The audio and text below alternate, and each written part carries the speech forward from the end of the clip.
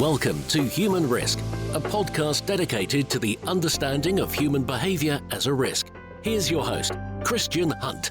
Hello and welcome back to the Human Risk podcast. On this episode, I'm exploring models, as in the mathematical kind, not the fashion or toy kind. Now, models interest me because so much of our world is run by them. Airlines use them to predict passenger flows and set prices. Supermarkets to manage logistics and procurement. Banks use them to manage risk. And virologists to predict the spread of diseases. And many of the things that we take for granted in the 21st century have either models running or helping to run them. When they work well, models enable things to happen that wouldn't otherwise. But when they lead us astray, as we've seen in the banking industry, there are serious consequences. The human risk angle on models is that they're designed, commissioned and used by, you guessed it, people. And as we know from drivers who blindly follow their GPS unit and drive into a river, even where there are lots of indications that they shouldn't, we can often assume that mathematical models must be right. But what's right in theory might not be in practice. The map, as they say, is not the territory. The real world is often complex, and models don't always capture nuances. My guest is Dr. Erica Thompson. She's the author of a fascinating book called Escape from Modelland: How Mathematical Models Can Lead Us Astray and What We Can Do About It. Erica is an Associate Professor of Modelling for Decision-Making at University College London's Department of Science, Technology, Engineering and Public Policy. She's also a Fellow of the London Mathematical Laboratory, where she leads the research programme on inference from models. And she's also a Visiting Senior Fellow at the London School of Economics Data Science Institute. So she's very highly qualified to help us explore what models are, why they can lead us astray, and what we can do about it. In our discussion, we explore the use and complexity of models across various sectors, including climate, insurance, and finance, and discuss how they help predict the future. We delve into the limitations and uncertainties of these models, especially when predicting climate change impacts. Erica explains the importance of having diversity in models, not just in medical science, but in other aspects, including economic, mental health, social and political impacts. And finally, we tackle the challenges in transitioning to new models that accurately represent diverse values and judgments, and Erica emphasises the role of trust and expertise in society. It's an absolutely fascinating subject. I know you're going to find this interesting, so please enjoy my discussion with Dr. Erica Thompson on Escape from Modelland. Erica, welcome to the Human Risk podcast. Hi, it's great to be here. It's such a pleasure to have you here because the subject that you've written your book about absolutely fascinates me and I think is a key component in human risk that's often underestimated. But before we get to that, can you tell my listeners a little bit about how you came to be interested in models? Oh, okay. So I have a background in maths and physics. And so after I'd done my degree, I sort of thought about what I could do that would be useful. And I went to do a PhD in climate change physics. And the topic was North Atlantic storms and what would happen to those in a changing climate. And so the first thing I did, as you do, was a literature review, look at what other people have done on the topic. And so I went out and looked at all of the papers that were out there and kind of made a big table of what they said would happen to North Atlantic storms in a changing climate. And so these were using different models, different kinds of models. And I looked, and the more I looked, the more I realised that they were saying a lot of different things. You know, some of them were saying the storms would go north, they'd go south, they'd get stronger, they'd get weaker, there'd be more storms, there'd be fewer storms. And they didn't even agree within their own error bars, so they were contradictory, is what that means. And I suppose I realised that that didn't tell me very much about North Atlantic storms, and it didn't tell me very much about climate change, but it told me a great deal about models and the way that we as scientists maybe use our models, maybe we become overconfident in our models, maybe we're not really adequately assessing uncertainty. And so that kind of took me down this rabbit hole of sort of what is a model, how do we use a model, what do we mean by model output? And then I've spent the last 10, 15 years since then thinking about the use of models in different contexts. So weather and climate is kind of my background, so mainly there, but also in insurance, reinsurance, finance, economic risk assessment, these sorts of things. And that's been really interesting, And so the book comes out of my last 10 or 15 years of thinking about these things and realizing that really there are a set of common challenges that we're facing across the use of models for decision making in different areas and trying to bring that together a bit and say, well, actually, where do we go from here? What do we need to be doing? Fascinating. And when you talk about models, probably helpful just to define what sort of thing you're talking about. I mean, you've given the example of climate and weather models, but how would you sort of define a model so that people can get their heads around what sort of things we're talking about? Yeah, well, I mean, that's a difficult question. The ones that I'm sort of mainly talking about when I talk about models are the larger kind of simulation models. So models where you try to represent some kind of reality. You probably have a big computer to do it on, and you write a bunch of equations, and then you can feed in your input conditions and work out what's going to happen in the future. But really, models are much broader than that, right? I would also include as a model, a photograph is a model of a person, a map is a model of a country. And we use those as simplified representations to tell us something about the real world. But of course, due to the simplification, there are a limited set of things that they can tell us and a bunch of things that they couldn't possibly tell us. And that's the case regardless of how complex a model is. So maybe with the more complex models, it's tempting to kind of think, oh, it can do everything. It can stand in for reality in every possible way. And certainly the message of my book is one of humility, that we can't represent the real world in every possible way. We will always be simplifying. But I think these other, more conceptual models have a lot to offer as well. Even if you just have a sort of flow chart in your mind of how different things connect together, or a map, or a kind of, mental diagram of how things connect up, that I would say is very much a model in the same sense. One reason I'm fascinated by models is it goes to that human desire to understand, control, have an explanation for what's going on. So we could look at religion in some cases as a model. Yeah, It's an attempt to explain the way the world works. Yeah. And so what you're driving at here is even if one isn't personally involved in computer modeling, actually, we all have built models of the world and understand, which on the one level, very helpful because it allows us to navigate the world.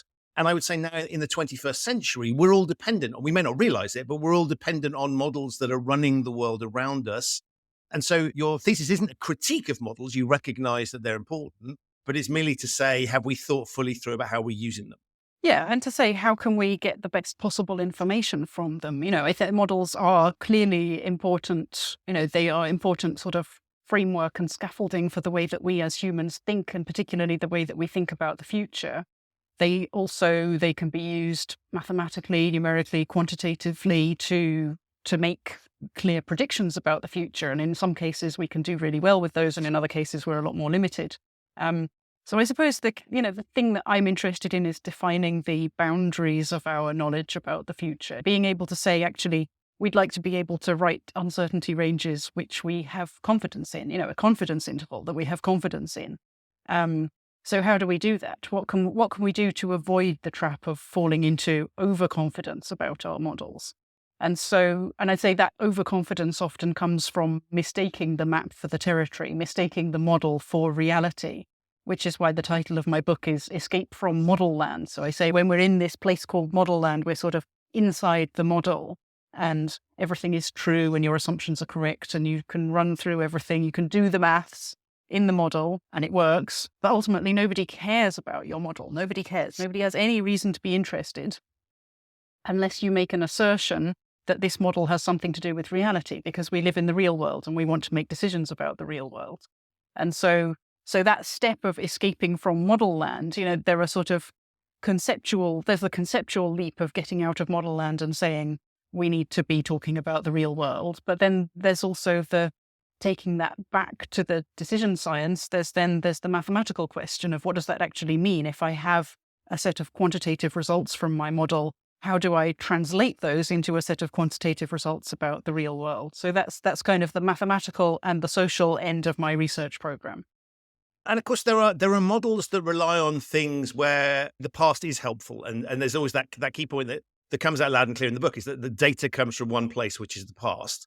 Yeah. And so we're looking, there are certain things where, and to take the old financial services adage of past performance, I can't remember exactly. Past performance is no guarantee of future success. That's the one. Yeah. So there are certain things where if we think about Newtonian physics, for example, that tends not to change. So if we have models based around that, they have pretty good predictive capabilities. We know that gravity is unlikely to be switched off in the lucid sense of the word tomorrow. So things like that. And so there's a distinction between models where actually they have a very high degree of accuracy and things that are more predictive and speculative, I guess. Yeah, so I distinguish between maybe what I'd call data-driven models and assumption-driven models, and you could equally think about that in a data sense as being in an interpolatory regime versus an extrapolatory regime. If you imagine a set of data points and you draw a line through them, a line of best fit, then within the range of the data that you've collected, it doesn't really matter what functional form your line of best fit has. If you draw a straight line or if you draw a quadratic or if you draw something wiggly, they'll all be much the same and they'll all be reasonably good. But when you start to go outside the range of the data that you've already collected, then actually the functional form of your fit makes much bigger difference. So if you're interpolating, if you're making a model of something where the underlying conditions you expect to be the same tomorrow as they were yesterday, then you can do really well, right? And so then you can go off and get your fancy AI to do it for you, or you can just, click fit a linear regression in Excel, whatever. It's fine. It will work. It's good. But as soon as you start going into that extrapolatory regime where you expect that the underlying conditions will be different tomorrow to how they were yesterday, then your data are not fully relevant. And so your assumptions are starting to drive the predictions that you're making rather than the data itself. Can you talk a little bit about that in the context of climate? Because one of the things that I found fascinating when I was reading and watching some of the other interviews that you've done, talks that you've done, is that my natural presumption going in was that, well, climate, it is fairly predictable. And therefore, past performance, to use the financial term, will be indicative of the future. But you make the point that actually that is changing. And so even something like that, where we've got a track record, where we might feel confident in it, comes with predictive challenges.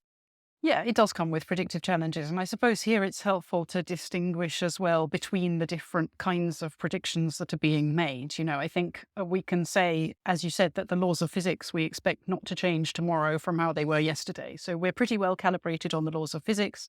And that gives us the really fundamental confidence that, for example, more greenhouse gas in the atmosphere will result in warming, and it will continue to result in more warming. So, that is something we can say we have fundamentally extremely high confidence in, and we can all kind of agree on the laws of physics, and therefore we all kind of agree on that output. But then if you're looking at, for example, making detailed projections of climate impacts in different regions towards the end of this century, then actually you're struggling a lot more, because then you are talking about the system, the really complex system, and it interacting in different ways that we don't fully understand. And if it was going to be much the same as the 20th century, then yes, we'd have lots of great data that we can use to calibrate it. But because we only have the 20th century data and we're trying to predict to the end of the 21st century, a planet which really looks significantly different, significantly different energy balance, significantly different physical characteristics in terms of the amount of ice in the Arctic and Antarctic, the ocean currents, the atmospheric dynamics, actually things start to look really different. And so the calibration of the model based on past climate may not necessarily give us the same degree of confidence in those sort of physical impacts on the longer time scales. Now, that's not to say that we should be skeptical, in inverted commas, about the climate science. Yes, we should be skeptical about the science. We should understand that it has its limitations. But that shouldn't take us back as far as questioning the basic laws of physics. So there's a fine line that I kind of walk here. I guess one of the other things to say is that if we believe that there is a greater degree of uncertainty than is represented in the models, which I think is not a controversial statement. For example, the IPCC, the Intergovernmental Panel on Climate Change, take the range of outputs from the models and then they make it wider because they understand that actually there are things happening that are not represented in the models. And so we have less than a 100% confidence in the models being perfectly accurate. Not controversial at all. We understand that models are not perfect and they're never going to be perfect. But if you understand that that's the case, then your projections sort of have wider uncertainty on them than you might have hoped. Then that means that there is also a higher probability of things being worse.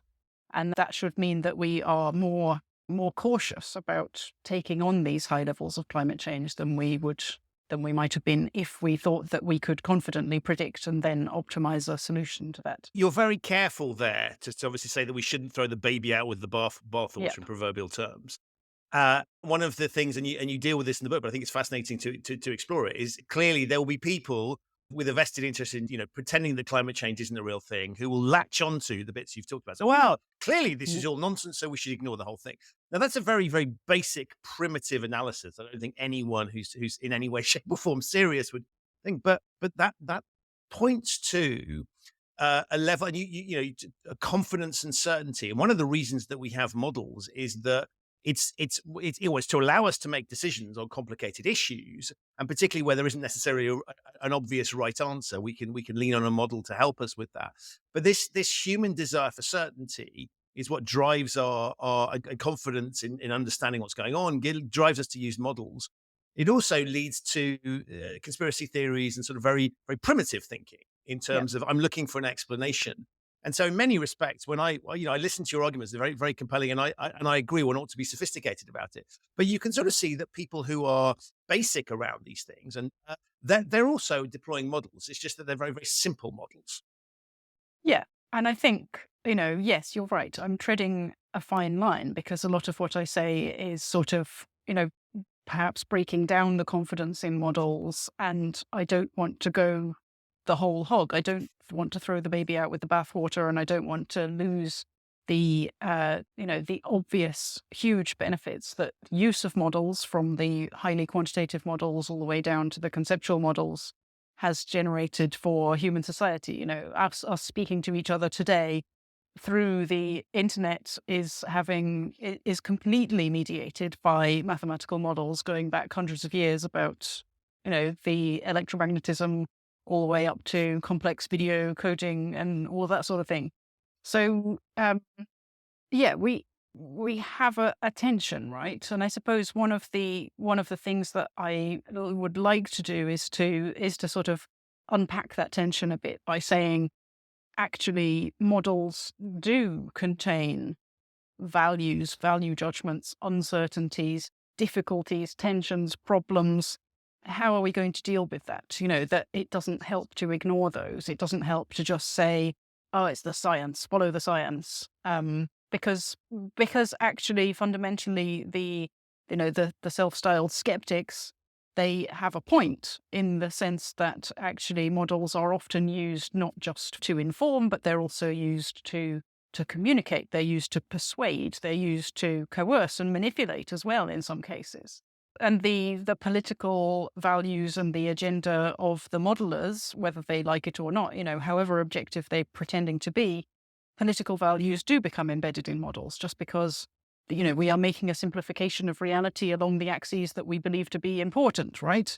So somebody's got to decide what is important and what is not important, what is important enough to include in a model and what can be ignored and left out. Well, people can reasonably have different opinions about that. And so I think that kind of more social analysis of models and modeling, it brings us back to these, very current questions about expertise, about expert judgment, about the role of experts in society and the ability of science to inform political decision-making about the future of society, which obviously everybody has a right to an opinion on, and that shouldn't be squashed by just saying, here is the model, this is the science, you've just got to get behind it. You made the comparison with, the map is not the territory. And if I think back to early maps, there's that lovely phrase, here be dragons or equivalents, which was where they weren't quite sure what was there because it hadn't been explored.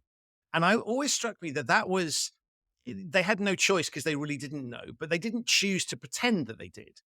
Well, sometimes they did choose to pretend that they did. I like the really imaginative ones where they kind of draw the territory that they do know, and then it goes off into kind of imagined lands in different places. Sometimes they write "Here be dragons," and sometimes they just make it up. Right, right. But let's pick the ones with a bit of humility that admit they don't know. That seems to me to be lacking in many cases, and there seems to be a requirement if one is going to use a model to defend it wholeheartedly. Yeah. And almost if you confess that it might have some weaknesses or some blind spots or biases, that somehow undermines it. And so in this quest for certainty, even the most well-intentioned person probably needs to stand behind their argument in a way that, at least publicly, lacks a certain humility. That seems to be what's required to get things moving nowadays. Yeah, and I think that's ridiculous because actually, it makes the whole thing brittle. If you sort of buy into that and you start as a scientist then saying, no, I've got to defend my model at all costs from any attack, then you are buying into their thesis that any weakness in the model is a sign that the whole thing is invalid. You're implicitly agreeing with it. And that's a very difficult place to be in because then you're going to have to defend it against anything and everything. Otherwise, the whole thing goes down. And I think we are in that difficult place actually, because the kind of cult of scientific objectivity and this idea that anything that might contaminate that objectivity means that the whole enterprise is wrong or invalid or doomed. Actually, it's kind of a self-fulfilling prophecy because there will always be things that are wrong. There will always be things that are invalid and, could be improved or are embedding value judgments. And as soon as somebody identifies that, does that mean that we have to tear down the whole thing? Well, I think that would be a huge mistake. I think we need to be acknowledging the social nature of models and the social nature of science and taking a more nuanced approach and saying, well, where are the limits? What is it that we can say and what is it that we can't say?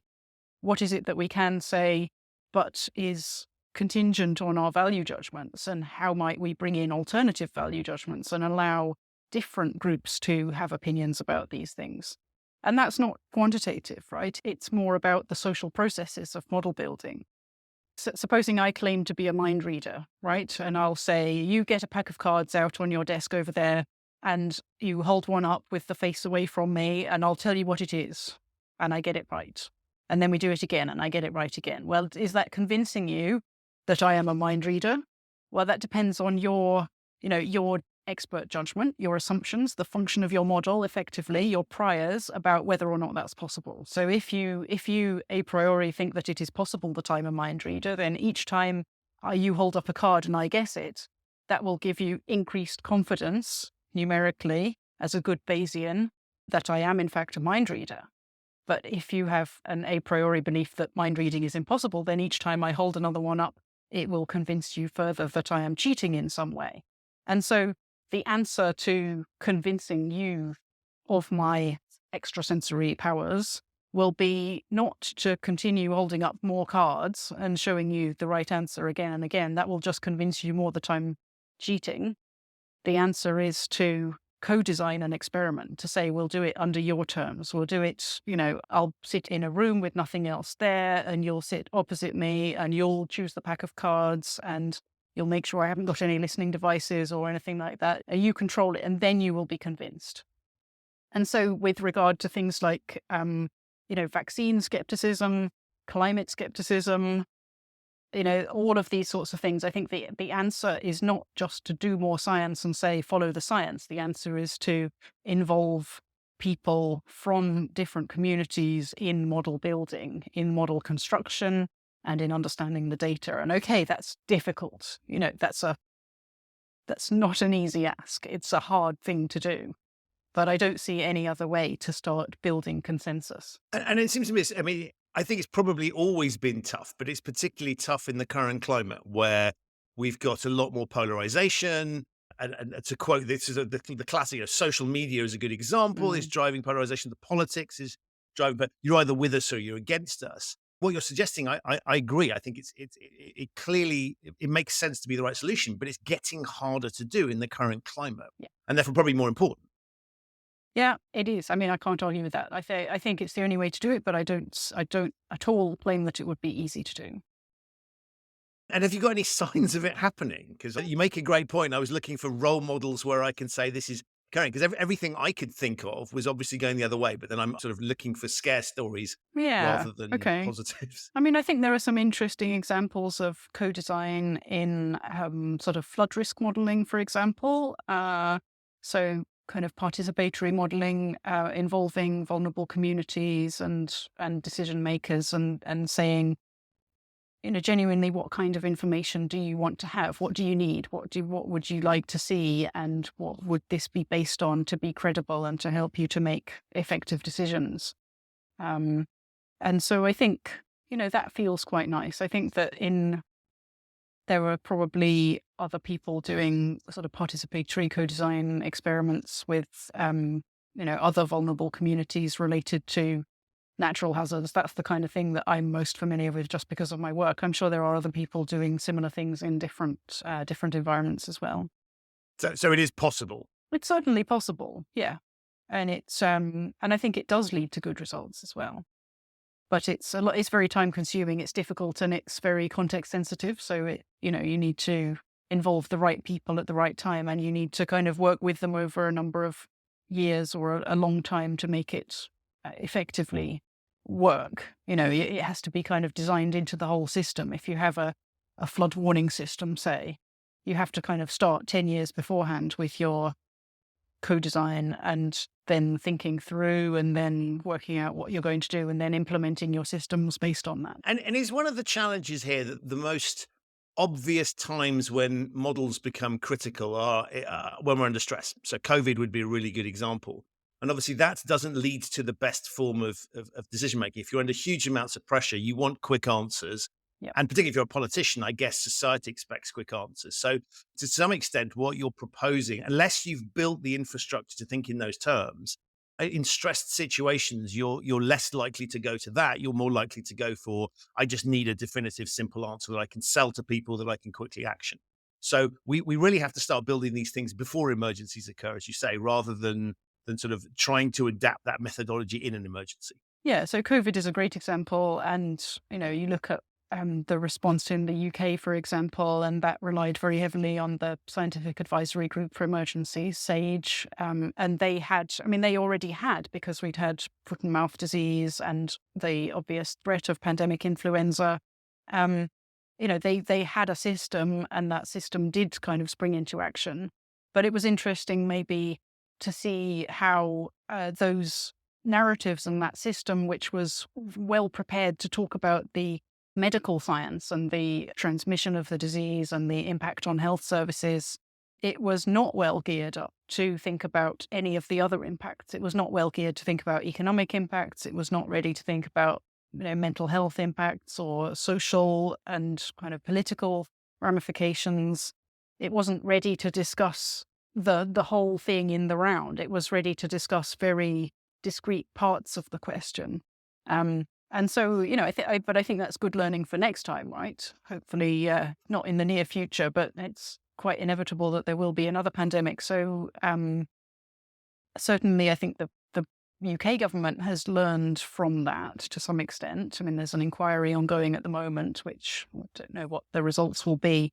But the structure of scientific advice to government has been expanded. So Patrick Vallance, who was the government chief scientific advisor until recently, he's expanded the role of the scientific advisory groups and is looking at sort of expanding scientific input to government to be able to draw on scientific advice both more routinely and then hopefully have a wider diversity of voices inputting to emergency and crisis situations as well. So I think that's a positive outcome. And you've used that word diversity. And the one thing that I really took away from the book and as I said to you before we started recording, on the one hand, I think is incredibly obvious once it's pointed out to you, but blew my mind at the time, was the idea that we need to be thinking about diversity when it comes to models. And so I was stunned that it hadn't occurred to me before, because it just seemed like we know, for example, that if we're talking about human beings, having a diverse bunch of people, cognitive diversity sitting around the table adds supreme amounts of value. Yes, it causes more tension, but we get better decision making. And what you really just shone a light on was, well, we should be doing the same thing for models. That wasn't at all obvious to me. And thank you for making it obvious to me. But I wonder, can you just explain, I guess, any thoughts on why that, am I the only one who doesn't think that's obvious? Because it really did, as you stopped me in my track, because I suddenly thought, why don't we apply that to them? Just a very, very simple idea, and yet doesn't seem to be happening. Well, I think the reason it's not obvious is because we have this idea of models as you make a model and you make a first guess, and then you go away and you make a better model as your second guess, and then a better one and a better one and a better one. And that the whole concept of modeling is kind of framed as making it better and progressing gradually towards the perfect model, which will give us the right answer and the correct confidence intervals. And, and so we sort of hope that the aim of modeling and of development of modeling is to reduce diversity towards the single correct answer. Now, that's a sort of appealing framing, and it works very well for the scientific mind who kind of thinks, yes, there is an answer at the back of the textbook and we've got to find it. But when you're considering, situations where we don't have enough data to be able to even define what an answer is, let alone work out what the answer is, then we're in this sort of assumption-driven regime. We're projecting outside the realm of the data that we already have. Then there isn't an answer at the back of the textbook. There will be perhaps there will be a global mean temperature in 2100 that will be measurable and we'll be able to say whether it was right or wrong. But that, conceptually, what we're not interested in predicting the right answer, because we know that there are too many things that we don't know to be able to do that. We're interested in generating a confidence interval which will contain the right answer.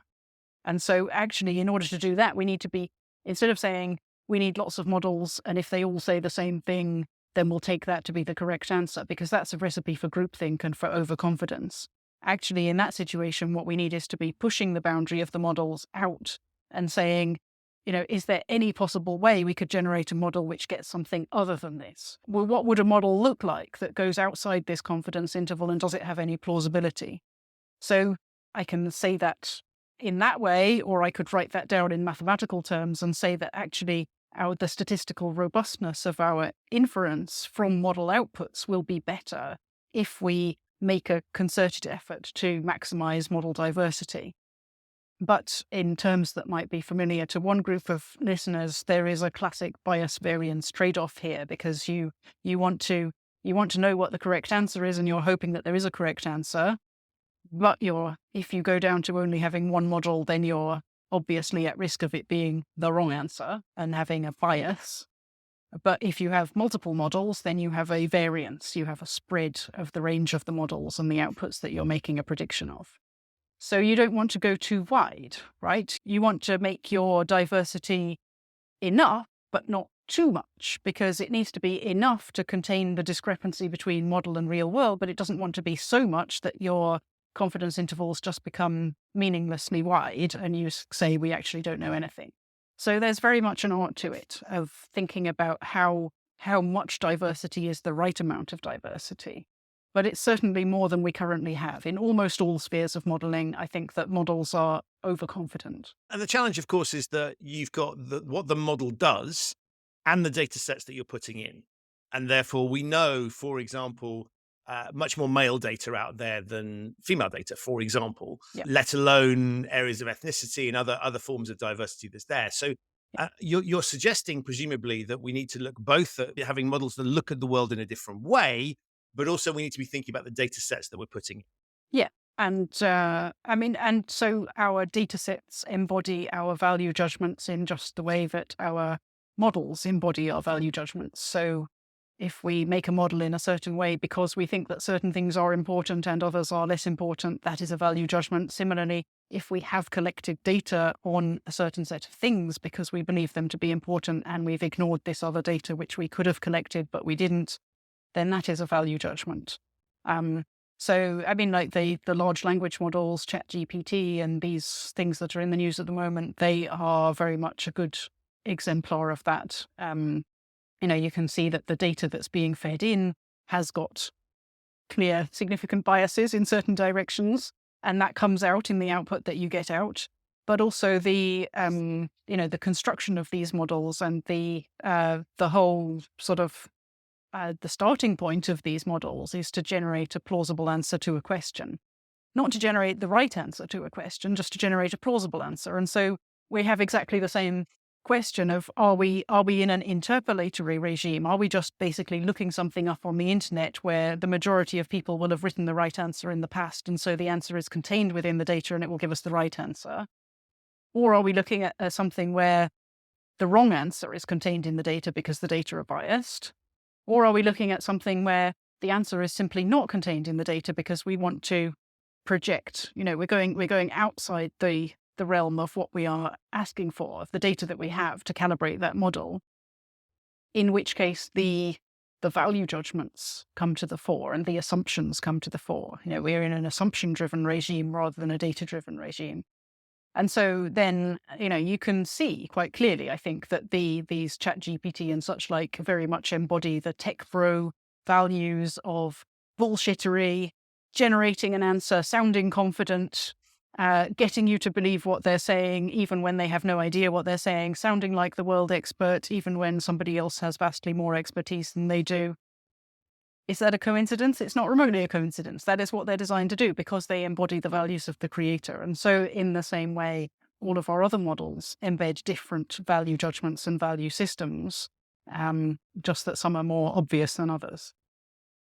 And so that points us towards thinking about the structures that deliver us models. That points us towards having greater diversity of, I guess, cognitive diversity in the loosest possible sense in people that are behind these. And so presumably you're also pointing us in the direction saying, well, it's arguably dangerous to have, particularly where models are being deployed on a large scale. And so ChatGPT is an interesting one because on the one hand, it's just a company. On the other hand, it is starting to be used in all sorts of contexts that possibly they wouldn't be aware of, wouldn't have thought of. And so we really need to start, I guess, two things, presumably broadening out the diversity of people working on these things. And secondly, potentially training them in new skills. And the skill set of people going into that space doesn't necessarily lend itself to some of the challenges that you've talked about. No, it doesn't. And there are other people who've talked about this, with much more expertise than I have. So there's, there's the whole field of critique of these large language models at the moment. So Timnit Gebru, for instance, on social media channels has been very vocal about the difficulties and the embedded value judgments that are within these kinds of models and systems and companies, and thinking about how one could change the system to make these models more effectively represent different value judgments. And I guess one of the challenges of shifting to the sort of structures and thinking that you're proposing is that implicitly, particularly where, if we have a structure that's already reliant on a model, and I'm thinking, for example, about banking, where there are lots of models that are calculating risk, how much capital the firms, how much liquidity the firms need. So there's an entire regulatory machine and firms that have built business models around a particular structure. To make the changes that you're proposing, of course, requires people to implicitly or explicitly say, well, we got it wrong. We need to think slightly different. That's quite hard from a human perspective. So in many respects, there are vested interests in not moving in the direction you're suggesting. Yeah, the incentives are certainly not necessarily aligned. I mean, especially when it comes to the sort of regulator relationship with regulated companies. The question of what the penalties are for mischaracterization of risk is really not clear. There are company level penalties. Obviously, the primary penalty is if you get your risk calculation wrong and you then go bust because you didn't hold enough capital for a severe event. That's, in some sense, it's a minus infinity penalty for the company, but it's not a minus infinity penalty for the individuals, the risk managers, the people that were involved in taking those decisions, because they'll just go and get a job somewhere else. So yes, this question of what is the feedback within the system and what are the actual incentives on the people and the individuals, and not just system-wide, the company, the organization, or indeed the regulator, but the individuals who are making decisions about what ought to be happening and how. I think that's quite an interesting one. And I haven't, I'm interested in following that up. I haven't really bottomed it out. I'd like to hear more from people involved in those kinds of decisions about how they feel the incentive structures are aligned or misaligned, because there's insurance have their solvency requirements. The banking sector has the Basel requirements. There's regulation in various different sectors, thinking about how to prevent individual risk becoming systemic risk, right? So it's fine if one individual institution goes bust. That's okay. That's a healthy part of the ecosystem. You're not going to stop that happening.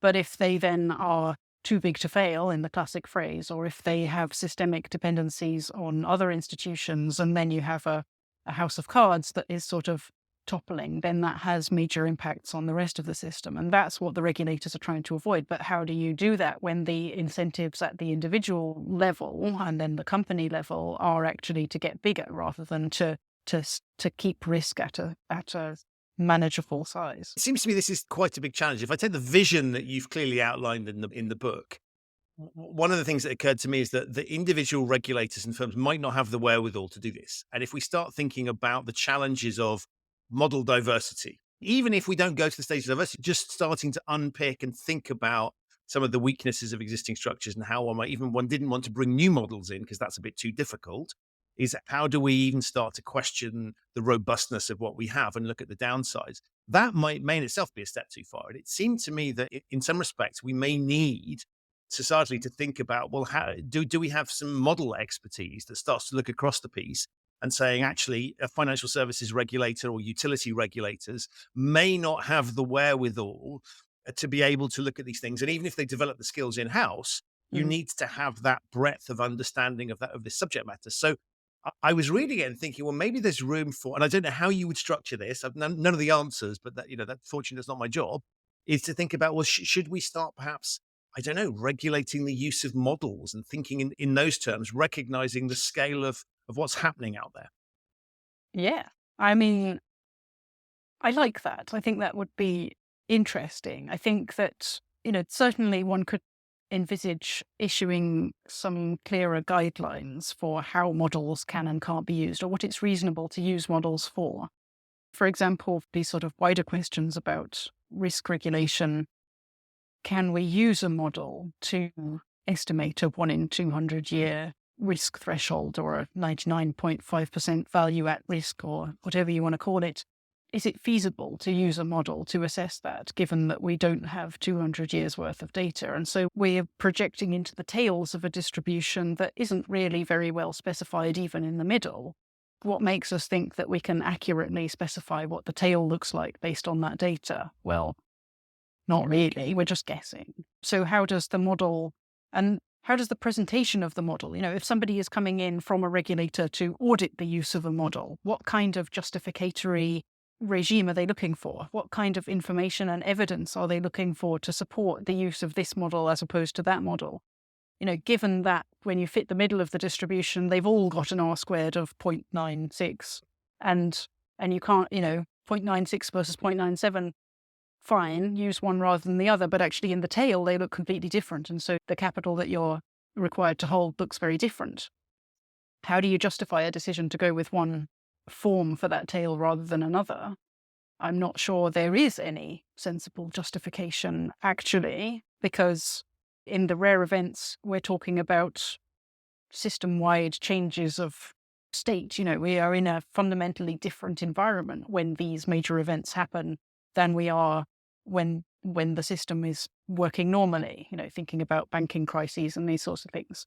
And so it doesn't really make sense. The classic sort of thing about where we're seeing Six Sigma events multiple days in a row, that doesn't really fundamentally make sense. It's because you are out of the regime in which the model was remotely valid.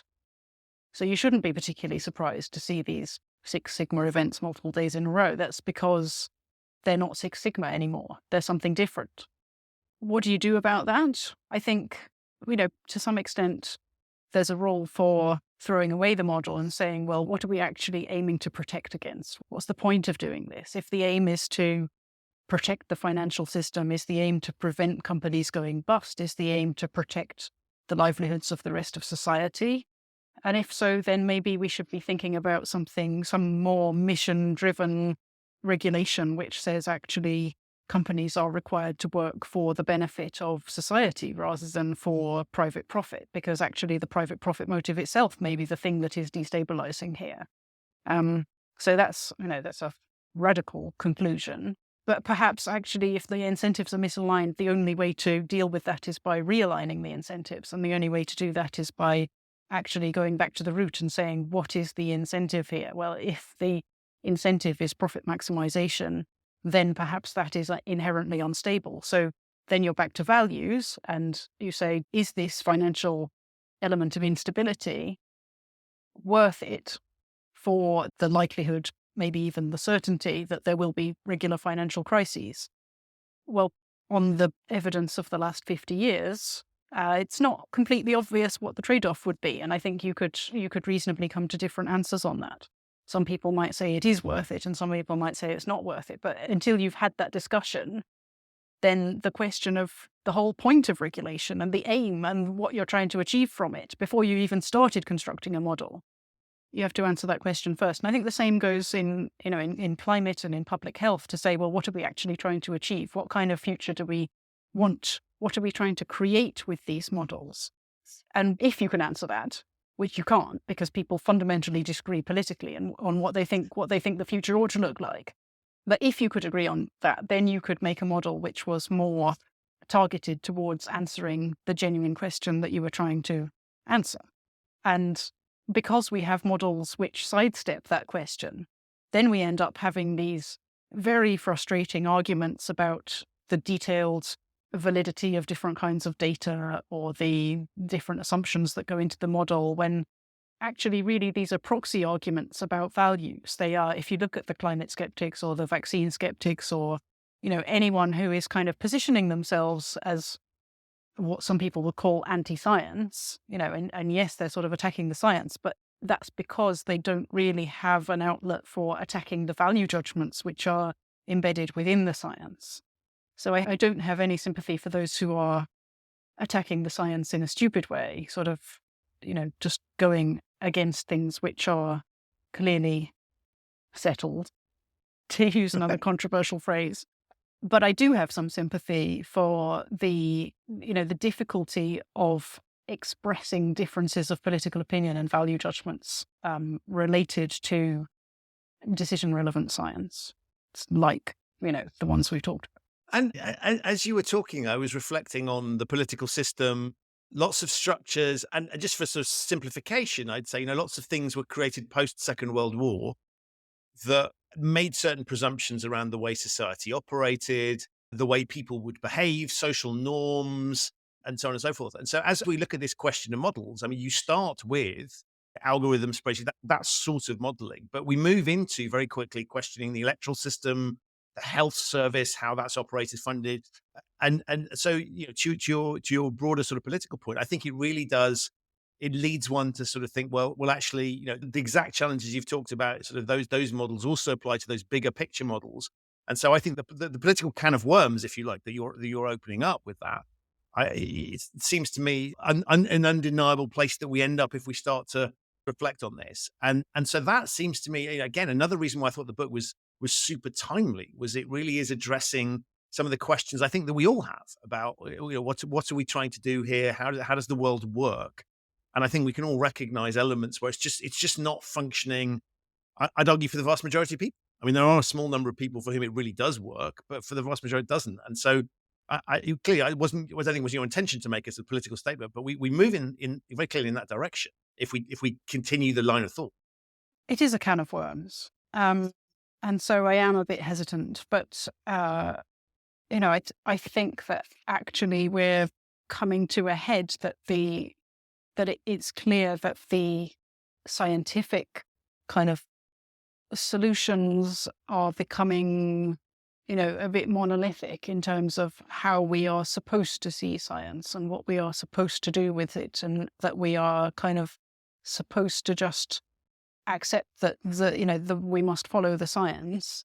And I think we've got to tackle that. We've got to tackle that head on, because I think if we allow it to become science with a capital S, that doesn't listen and that isn't open to alternative value judgments and that isn't open to questioning about how it works and who is doing it, and that doesn't embrace this kind of diversity of opinion, if we pit that science against anti-science, the kind of crusaders who don't want to be squashed in that way, I think, we're just falling into the same trap that politics has fallen into, and we will end up destroying science completely. And I think that would be it would be a huge, huge loss, because if we can walk the more nuanced line in between and say, science is valuable, science can generate useful information for us. It can provide insights. It can help us to work together and communicate and create the kind of future that we want to live in, then that's really, really valuable. We're much better off with that than without it. But if we sort of pit these two stereotypes against each other, then they will just bash each other to pieces, and we'll have nothing left, and we won't have any trust in science left at the end of that process, and it won't be possible to generate consensus and informed decision making about these incredibly, huge global decisions that need to be taken, and we need to be steering ourselves in a way that can make use of the information that we do have in a sensible way. I guess you have to be, but my sense is that you're optimistic that this can be done. You're observing some challenging dynamics. You haven't just said models are bad, let's get rid of them, right? There's a positive. No, it's difficult. No one's suggesting for 1 minute that it's not. We've explored some of the reasons why that is. But my sense is that you're broadly optimistic, and I guess there's two questions. One is the climate emergency, but the broader subject model. Are you optimistic on both of those? I mean, is this actually possible, or are we? I'm not asking you to be a sort of prophet of doom, but nonetheless, I mean, well, this is quite hard. Is what possible? I mean, is it possible to integrate a kind of more nuanced viewpoint about science and society and the role of science in society? Then I think yes, it clearly is possible. We can do that, and we can. You can see it happening already. These examples of participatory co-design of experiments, and I think we can see as well in these policy relevant scientific arenas, we can see the learning from COVID, for example, about how models were used and how models were communicated, and that will result in better practice next time. You can see in climate, which has had a long interface with politics and with the climate skeptics as well, and has kind of reoriented itself to be more nuanced and to think more deeply about exactly what the point of doing all of this is. So I think that we are somewhat improving. I think it's kind of the dialogue around the edges that is the problem. And so maybe we have a difficulty of just the environment, being in this increasingly polarized political environment, and science has just ended up being sort of pulled along for the ride with that, especially in the US, especially where you can see these divisions and polarizations coming up most sharply, but everywhere else as well. This idea of experts and who are the experts, and have, as someone said, have the British people had enough of experts telling them what to do? Well, that's a question of buy-in, isn't it? It's a social question about whether people trust that experts are living in the same society as them and have the same agenda and the same values as them and are working towards the same future as them. And if the experts are not seen to be living in the same society and have the same values and expectations of the future, then of course people are right not to trust them. So again, we come back to the social. We come back to saying that experts need to be part of society, and they need to understand the context, and they need to be sort of demonstrating that they are responsive to the values of the society that they live in, whether those are polarized or unidirectional or very confused. It could be any way round, but either way, you need to be showing that you are taking them into account. So I'm optimistic on that sense, but if you were asking a wider question about whether we will actually do it, I mean, the trouble is that the direction of those wider, the wider currents is not looking particularly good. The social polarization, but then also the increasing climate impacts and the relevance and the urgency of many of these questions is becoming more and more to the fore. And it would be much easier to address the questions if you had 50 years of notice and you could sort of work it out and think as you were going along and plan for it. But having to do it when you are confronted by crisis after crisis obviously becomes much more difficult, and something where we need structures and people which are resilient and able to cope and able to feel their way a bit, I think, and not rigidly sticking to a set of defined protocols. I think we need to have more fluidity in the way that we think, and we need to be able to trust the people that are at the top of these structures as well. So whether that's chief scientific advisors, who I think are generally extremely well respected, or whether that's politicians who are the ultimate decision makers, and of course their reputation has suffered somewhat in recent years.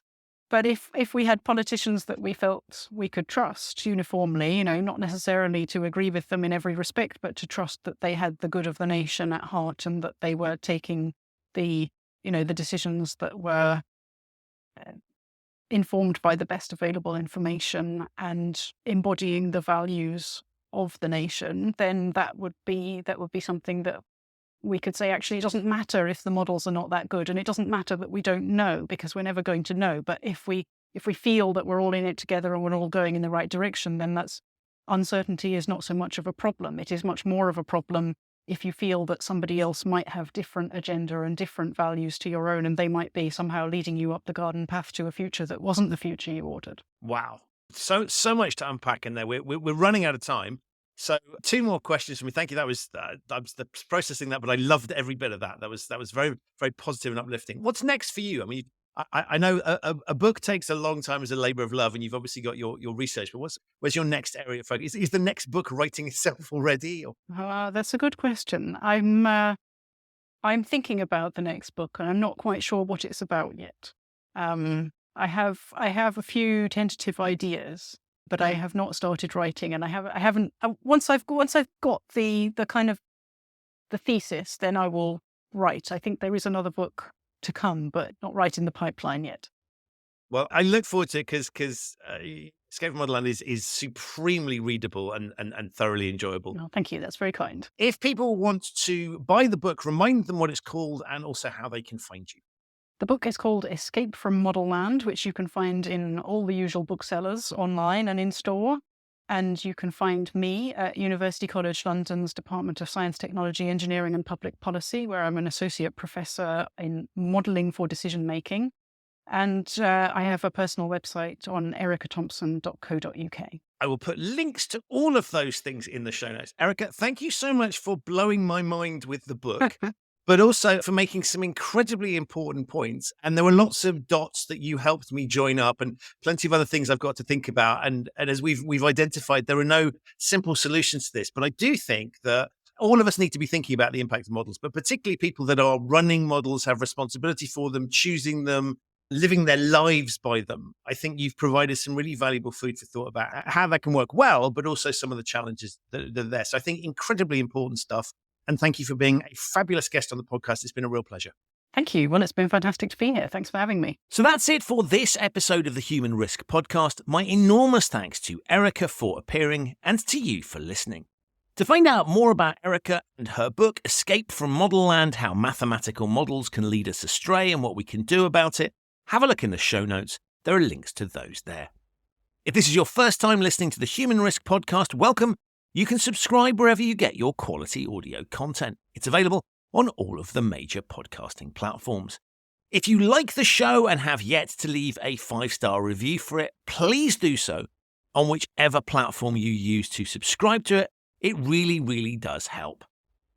To discover episodes that you might have missed of the show, visit the show website at humanriskpodcast.com. I'll be back very, very soon with another episode of this show. But in the meantime, stay safe, look out for those pesky models, and thank you so much for listening.